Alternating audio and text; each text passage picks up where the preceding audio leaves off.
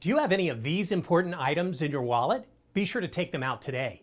I'm Kurt the CyberGuy, and I make the tech world of today a whole lot easier for you over at cyberguy.com, where you can also sign up for my free newsletter.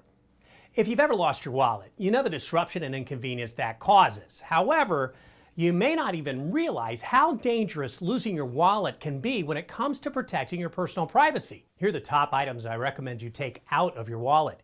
Extra credit and debit cards, your social security card, and your birth certificate. Also, leave your passport or passport ID card at home.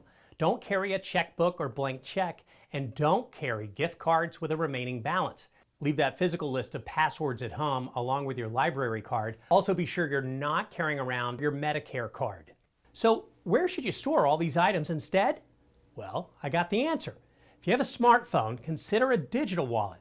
Apple and Android phones have a free wallet app available, and you can keep some of these important documents stored on there for easy access. Next, scan important documents using your smartphone.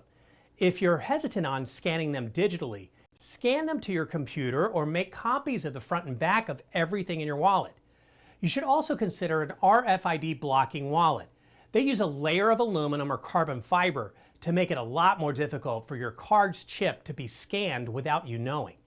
Finally, protect yourself and get alerted if a criminal were to open up an account in your name.